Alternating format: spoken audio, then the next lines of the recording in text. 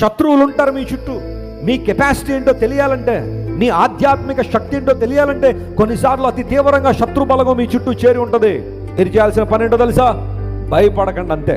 నిలబడండి, స్థిరంగా ఉండండి. దేవుడే నా బలము, ఆయన నా ఆశ్రయము, ఆయన నా ఆధారము, ఆయన నడిపించువాడు, ఆయన నా వెలుగు, నా మహిమకు, నా ఘనతకు కారణం ఆయనే అని దేవుని విశ్వాసం ఉంచి మీరు నిలబడండి, అంతే. మీ పక్షాన్ని అర్థం చేసేది ఎవరో. చాలాసార్లు మనం చేస్తుంది ఏంటంటే కనీసం నిలబడడం కూడా మనం ఏం చేయట్లేదు, నిలబడ్డాము. అది వచ్చిన ప్రాబ్లం. సమస్య చాలా తీవ్రమయ్యా, కష్టం చాలా ఇబ్బంది, చాలా భయంకరంగా ఉంది. ఎవరు ఈ కష్టం నుంచి నన్ను బయటికి తీసుకురాలేరు, ఒక అక్రమమైన జీవితంలో ఇరుక్కుపోయిన ఎవరు నన్ను బయటికి తీసుకురాలేరేమో అని కొన్నిసార్లు దేవుని యొక్క ఔన్నత్యాన్ని, ఆయన శక్తిని, ప్రభావాన్ని తక్కువగా అంచనా వేసి భయపడిపోయి చెడిసిపోయి దూరం దూరం జరిగిపోతూ ఉంటారు. బైబిల్ సెలవిస్తూ ఉంది, యెహోషాపాతు రాజా నిలబడు, నీ పక్షంగా యుద్ధం చేసేది దేవుడే.